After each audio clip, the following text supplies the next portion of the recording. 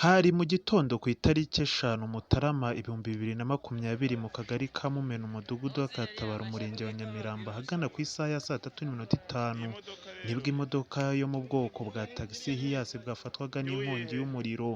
Iyo modoka yari iri kumwe n'izindi modoka nyinshi. Abaturage bakoze ubutabazi bwo kurokora imodoka yose yegereye iyo modoka.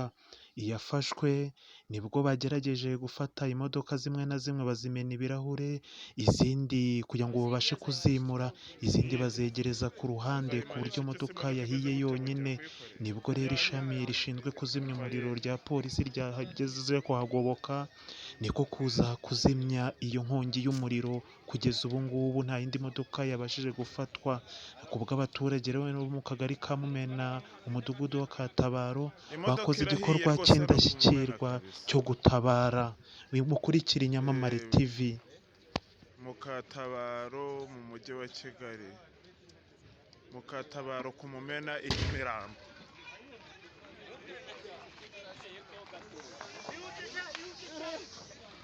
Iyo modoka yari iri kumwe n'izindi zigera ku 10. Abaturage bakoze ubutabazi bwo kurokora izo modoka bakoresheje uko bashoboye kose. Iyafashwe ishya yonyine nibwo bagerageje, zimwe zananiranye ziraterurwa, Hano kumumena iyi modoka yahiye. Imodoka irahiye hano kumumena. Imodoka irahiye.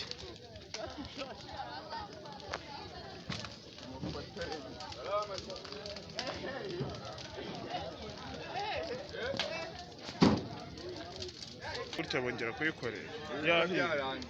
Umva ye, imodoka irahiye hano kumumena. Ufite ibibazo?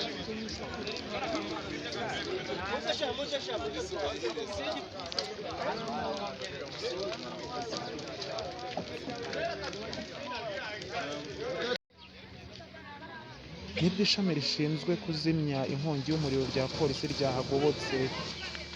Hari mu gitondo cyo ku cyumweru ku itariki 5 Mutarama 2020 mu kagari ka Mumena umudugudu wa Kukatabaro umurenge wa Nyamirambo ahagana mu isaha y'i 3:05 ubwo imodoka yo mu bwoko bwa tagisi hiyasi bwafatwaga n'inkongi y'umuriro.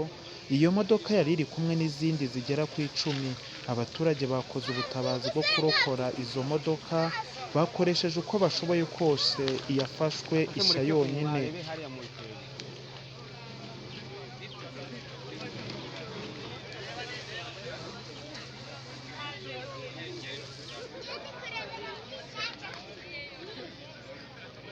Ku bw'abaturage b'akagari ka Mumena umudugudu wa Kukatabaro bahakoze igikorwa cy'indashyikirwa ku buryo iyo modoka yahiye yonyine, izindi zose zarokotse.